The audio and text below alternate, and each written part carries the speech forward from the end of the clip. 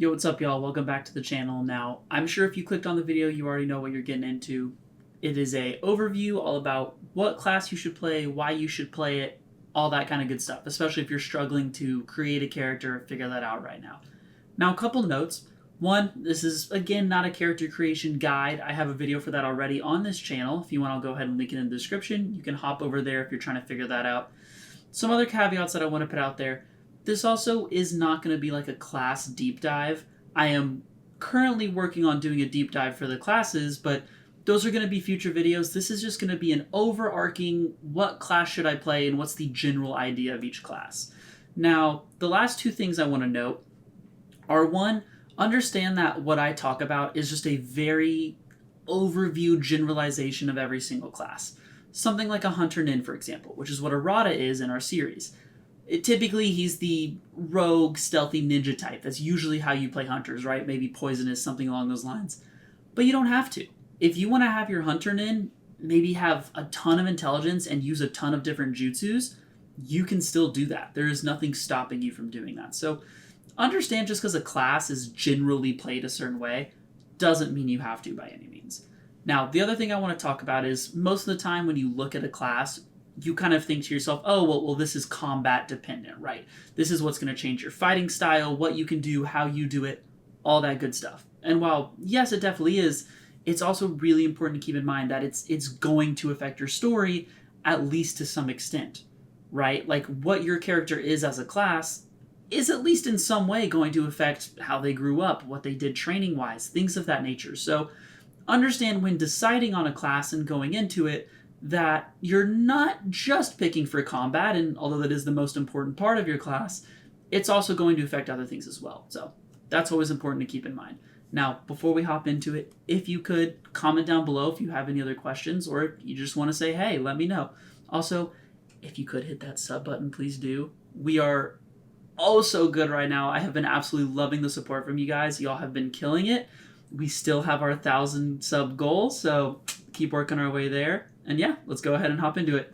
Now, when it comes to picking the classes, today I'm not going to go over the extra ones. So there's things like Cooking Nin, Science Nin, Puppet Master, all those kind of extra ones I'm not going to do. I'm just going to do the main 8 classes that the game offers that, honestly, I highly recommend starting with, especially if this is your first Naruto 5e campaign. They tend to be a little simpler and honestly usually make a little more sense rather than something like Science Nin, which can get really complicated, or something like Cooking Nin, which is a little more goofy, right? So these are kind of your main choices. Now, quick run through of all the options. You have a Genjutsu specialist, obviously someone that specializes in either visual, maybe tactile, just different types of ways to mess with opponents. Hunter-NIN, these are going to be your rogues, things of that nature. Intelligence operative, as the class implies, very smart, very strategic. Your medical nins, your healers of the group typically. Ninjutsu specialist, very similar to mages, right? Throwing out abilities, throwing out jutsus, things of that nature. Your SCOUT-NIN, which are kind of your all-rounders, jack of all trades, master of nones. Taijutsu specialist, so, up in the face, melee combat, bruiser style maybe, that kind of thing. And weapon specialist, which can be pretty versatile depending on what weapon specialization you want to go into. So now to get into the main meat of the video, what class should you play? Well, starting off in order, and we'll have timestamps down below if you want to skip to certain classes to get the overview.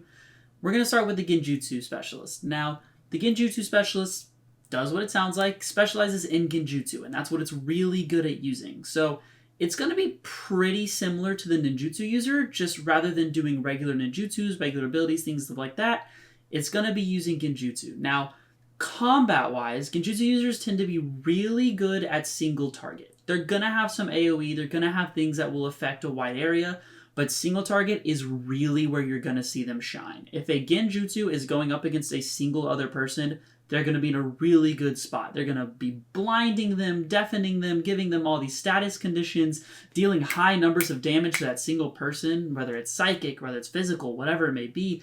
That's what your main form of combat's going to be. Now, again, like I said, you can really tutor these to be what you want them to be, no matter what the style is. But that's where you're really going to see them shine. That's kind of the quote-unquote intended way to use them. Now, to get into story-wise, it does open up a lot of possibilities that you previously wouldn't have. So things like using genjutsu on some of the NPCs and stuff you're going to run into, right? Whether it's to make them tell the truth, whether it's to control them, whether it's to just make them do things they wouldn't usually do, or maybe to sneak in somewhere, right? You can kind of use it as a cheating stealth, right? Maybe instead of rolling a stealth check, you roll to hit a genjutsu or something like that. So story-wise, it opens up a very interesting way of playing where you kind of convert certain styles into your own way using that genjutsu. Now, your second option of the 8 default options is going to be the HUNTER-NIN. Now, the HUNTER-NIN is, like I mentioned previously, kind of your typical rogue, stealthy, maybe poison-ish kind of thing. Now, when it comes to HUNTER-NINs, again, the typical way you're going to play them is going to be pretty stealthy, in and out, hard hits. So combat-wise, again, similar to genjutsu, you're going to be fairly single target heavy, focusing on getting in, getting a strike, getting out. You typically aren't very tanky. Now, you counteract this by being hard to hit, usually with a pretty high AC, or uncanny dodge, which lets you take half the amount of damage as a reaction. Things of that nature. That's the general main playstyle combat-wise. Story-wise, similar to the genjutsu talking about stealth stuff, that's what you'll see a lot of hunters really be good at.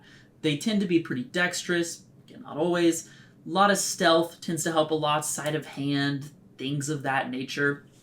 It's going to be the main story element. So if you want to be cunning and you really want to be able to specialize into that easily, HUNTER-NIN's going to be your main way to go. Now get into your third option here. These are going to be your intelligence operatives, your smart boys, your big brains, your high IQs, your 5 heads, all that kind of good stuff. Now, when it comes to being an intelligence operative, I will say combat-wise, you're going to want a very particular playstyle to play these guys. If you love strategy, you're a big kind of, I like planning, putting people in their correct positions, maybe shifting initiative order around, things like that, you will really love intelligence operative.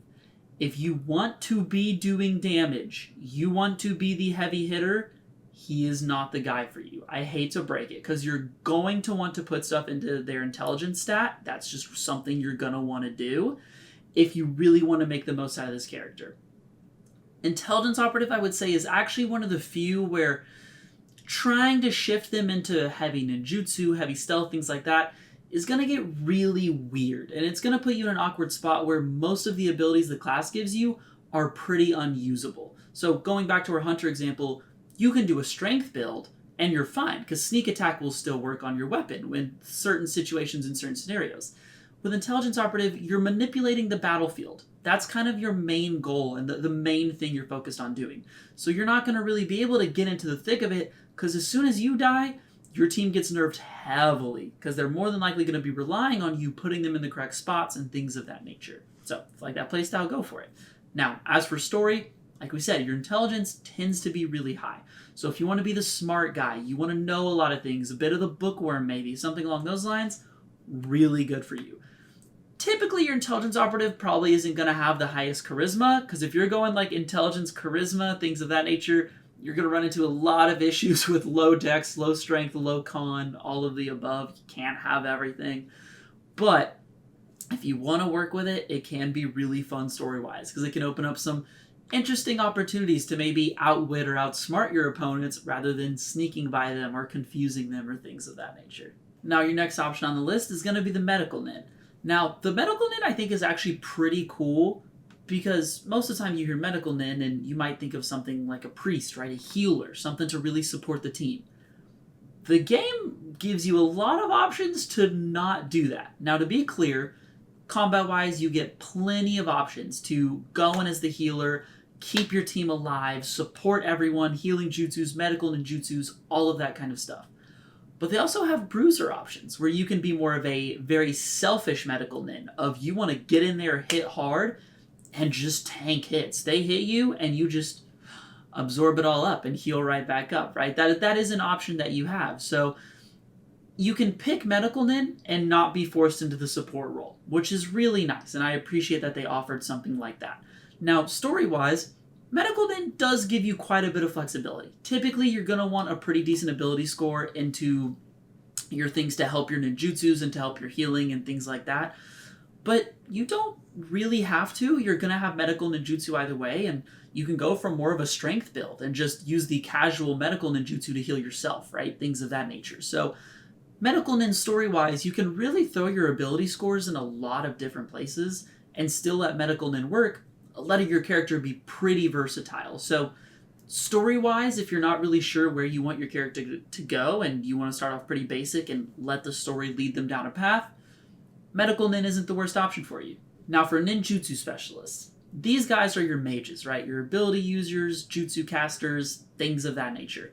The really cool thing about ninjutsu specialists is their combat flexibility. You've already kind of seen it with Izuto, that they have a lot of options. You can go for more of a tanky ninjutsu specialist, where maybe you give yourself a ton of temporary hit points, or a ton of AC, or things like that. Or you can be the offensive guy, right? Maybe buffing yourself with a bunch of different jutsus. Or you can be the ranged guy, maybe throwing thorns at people, throwing fireballs at people, things of that nature. You get a ton of flexibility when it comes to your combat as to how exactly you want to take it. And it's nice because that can shift throughout the gameplay, right? Like you're not locked into a single play style. Now, as for story, I think this is where it can kind of question a little bit. Of course, as I always say, you can make your character what you want. Don't feel like if you pick ninjutsu specialist, you are locked into this certain playstyle, right? But you've got to put ability score into your jutsu stuff, or they're just going to suck, right? Like your save DCs might be bad for things that need that. Your chances to hit are going to be really low if you're not careful about that. So you're going to want to put stuff in there, which means your other ability scores might have to suffer a little bit. Now, again, you still have flexibility of putting them in con, putting them in charisma if you want to be kind of a talkative kind of dude. But typically your ability scores at least are going to be somewhat locked because you're going to want to ensure that you have that jutsu stuff as high as possible. But again, per usual, ninjutsu specialists just have a ton of flexibility, and you can do a lot of different things with them pretty easily. And in come the SCOUT-NINs. Now the SCOUT-NINs are a special type of class, and I think they are really, really good for people that don't know what they want to do yet. I think if you are someone that is fairly experienced in Naruto 5e, and you kind of want to see where the story goes before you decide what you want to do, SCOUT-NIN's a perfect fit. The book even describes them as a jack of all trades, master of none. I believe there's even like a certain ability thing that they have that is literally called that. But anyway, moving on from that point, that's really what they are. You can have your ability scores just about anywhere. You can play close, you can play range, you can be support, you can be in their face, you can be a team player, a solo lone wolf. There are so many options, and you are restricted by just about nothing. The whole point of the SCOUT-NIN class is you start off pretty basic, not really able to do anything super cool, but as you go up, you have so many branching paths that you get to choose from, and that's where they kind of differ themselves from other classes, is just the amount of options and variability that you have. And really, same thing, not just combat, goes into story. You can be whatever you want to be. The SCOUT-NINs are trained by whoever you want to be trained by, right? Like if you're a ninjutsu specialist, you're probably going to be trained by someone good at ninjutsu. If you're a HUNTER-NIN, you're going to be trained by someone that does that whatever thing is specifically. SCOUT-NINs, you can walk up to anyone and be like, yo, I want to learn this skill. Teach me how to do it. So if you are looking for versatility and looking for a class where you can kind of just do it all pretty well, SCOUT-NIN's going to be your thing. But don't forget that you can't be too upset if you choose SCOUT-NIN and then you can't do some really cool high-level S-rank nonsense because you're good enough at it. You know, you're not super crazy goated at something. So if you're a little unsure and your deadline's coming up for character creation, SCOUT-NIN's a pretty good just all-rounder to go with. Now our second to last tier is going to be the Taijutsu specialist. These guys are interesting because while they tend to be pretty locked into their method of you're gonna be up close in combat, you're gonna be punching, they hit really hard. There is a lot of talk there for a while in Naruto 5e about how taijutsus were pretty broken, and you can do a lot of damage really early on in your games with them, with things like Flurry of Blows, just letting you get free hits. A lot of taijutsus just have a lot of effects and things that you usually don't get at those high levels. But your trade-in is that you are pretty locked into the playstyle. It is very hard to be a taijutsu user and then specialize in jutsus. It's pretty hard to be a taijutsu user and really specialize into long-range combat. Not that it's impossible. Nothing is impossible in this game. You can make it work. But if you really want to get the most out of a taijutsu user, you're going to be up close. You're going to be fighting in their face. And that's their gig. You get what you ask for. As for story-wise, again, it's creating your character, so you always have options to make them like shy or excited or things like that. But for what you can do in the story, for using jutsus and things like that, you're probably going to be pretty locked into whatever that taijutsu thing is. Now, you might have a few different nature releases and things of that nature to let you do a few kind of cool bonus things. But for the most part, you're going to be up front. You're going to be trying to just fight head on, and that's going to be your goal. So if that sounds like you want to be a bruiser, you want to get in and do damage and show them what's up, taijutsu user is probably going to be your thing. Now, last but certainly not least, we got Weapon Specialist. Now, Weapon Specialist, I would probably choose as my, hey, if this is your first run through, I wouldn't do that one. Not because it's really that hard or intricate, but rather I highly recommend getting a good idea of the weapons first. Whenever you're using weapons in Naruto 5e, you're going to learn pretty quick, do you prefer range, not prefer range, do you want to deal with ammo dice, do you want to deal with things of that nature, and you're not really going to know that until you get a feel for it. Now, this argument can obviously be made for every class, but I think Weapon Specialist, since it locks you into being very weapon dependent, can be a little kind of confining if you want to use a bunch of different jutsus or a bunch of different styles and things of that nature. Don't get me wrong, plenty of weapons, plenty of styles to choose from, but that's just my personal take. Combat-wise, it's going to depend on your weapon. You can specialize into different types, whether ranged, whether unarmed, whether claws, things of that nature.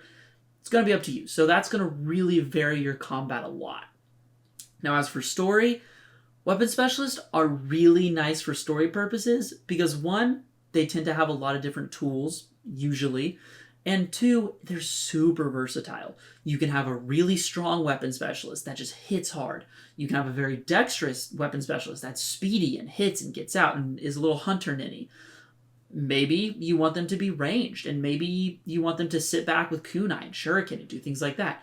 Maybe you want them to be really jutsu dependent, right? So they just use jutsu to amp their weapons and make them stronger and do things of that nature, right? So story-wise, Weapon Specialists do help a lot when it comes to doing whatever it is you want to do in that realm. And there you go. That's it. Those are kind of the 8 general classes. Now, like I said, there's a few other classes you can choose from. If you go to the official Naruto 5e, you can download the class compendium, which comes with a few extra ones. I believe right now they have a cooking nin, a science nin, a puppet master, and I think something else. Don't yell at me. I don't exactly remember. But there's some other ones to think about. But again, I would stick with the main ones if this is your first rodeo, which if you're watching this video, I'm assuming it's your first time and you're trying to get a good idea of what you want to do. But besides that, that's all I got for you. So again, like I said in the beginning, if you got any questions or you want clarification on certain classes and stuff, drop it down below. I'm here to help. I love to answer questions. If you want to join the Discord, that's usually a faster way to reach me. I tend to respond a little faster to that. So, if you want to talk to me a little more directly, that's a better place to go. And besides that, I hope you all enjoyed. I hope you found a class you liked, and I'm going to see you all in the next one. Peace out.